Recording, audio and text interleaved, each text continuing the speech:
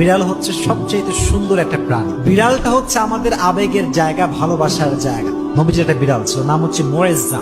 নাম কি? মোয়েজ্জা। একটা হাদিসে এসেছে, অবাক করা হাদিস। দেখেন, নবীজি একবার ঘরে প্রবেশ করলেন, নবীজির জামা রাখা আছে। হাদিসে এসেছে, নবী যখন ঘরে প্রবেশ করলেন, দেখলেন জামার এক সাইডে ছোট্ট একটা বিড়াল আরামে ঘুমাচ্ছে।